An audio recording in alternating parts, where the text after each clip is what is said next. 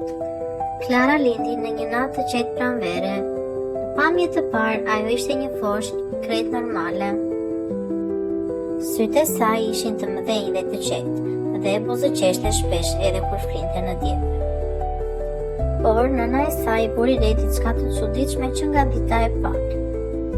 Sa herë që hëna bëhej e plot, ajri ndryshonte. Era bëhej më e ftohtë dhe drita e hënës vinte direkt mbi djepin e vogël të Klarës.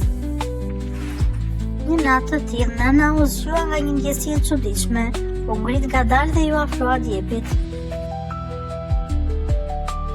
Dhe ajo që pa e bëri të ngri në vend. Klara nuk ishte me një foshë jashtëzakonshme, trupi i saj kishte filluar të ndryshonte. Këmbët e vogla përmenin formën e këmbëve të një kali të vogël, ndërsa pjesa e sipërme mbetej ende si një fëmijë i pafajshëm. Sytë e saj shkëlqenin në dritën e hënës si argjënt i gjallë. Nëna vuri dorën në gojë për të mos bërtitur, zemra i rihte fort.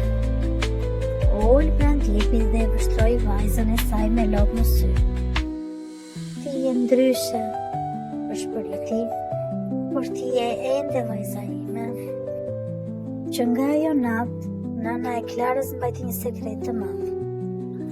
Ajo e mësoi Klarën si të fshihte ndryshimin, si të jetonte mes njerëzve dhe si të mos lejonte askënd të shihte fuqinë e saj kur hëna ishte e plot. Ishte natë e ftohtë të dimri. Era u lërinte mes shkëmbimeve dhe bora binte pa pushim, sikur qielli po derte gjithë zemërimin e tij mbi tokë. Një stuhi e madhe kaploi gjithë fshatin. Njerëzit e fshatit ishin shpërndarë nëpër male të lodhur, të friksuar dhe pas trehë. Dhe pikërisht aty, në mes të kësaj errësire të egër, Klara qëndroi përballë rrëshqitjes së dheut. Zemra i rihte fort. Trupi i saj gjysmë njeri, gjysmë kal shkëlqente në ndritën e hënës së plot. Çdo frymarrje e saj dukej sikur përzihej me erën e ftohtë të dimrit. Nëse nuk e ndaloj, do t'i humbas të gjithë, tha ajo. Nëna e saj, që qëndronte pak më pas, dridhe nga frika, por nuk lëvizi, e dinte që kjo ishte nata kur Klara duhej të zgjidhte fatin e saj. Rrëshqitja e dheut u afrua më shpejt. Kur dhe pem po binin poshtë, si një stuhi e gjallë. Dhe atëherë ndodhi, Klara vrapoi. Jo si më parë, por shumë më shpejt. Thundrat e saj godisnin borën dhe toka ndizej lehtë mbi një dritë të argjend, sa herë që ajo e prekte dheun. Ha, vërtiti ajo me gjithë forcën e saj. Dhe për një çast, duke sikur mali u ndal, era u zbut, bora ngriu në ajër, njerëzit hapën sy të habitur. Klara kishte vendosur trupin e saj përpara rrëshqitjes dhe po e shtynte me gjithë fuqinë që kishte. Drita e hënës u bë më e fortë, sikur po jepte asaj energji. Por forca ishte e madhe, shumë e madhe.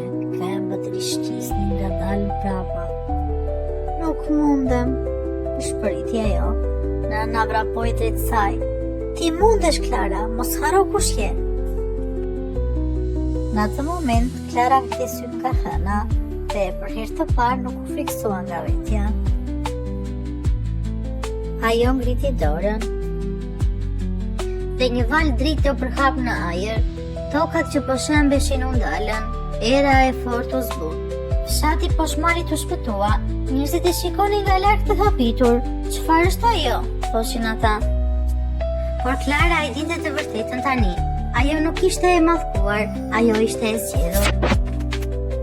Fëmijë të dashur, mos u friksoni kur nëse ndiheni ndryshe nga të tjerët. Ndonjëherë zemra më e mirë dhe shpirti më i guximshëm fshihet pikërisht tek ai që duket ndryshe.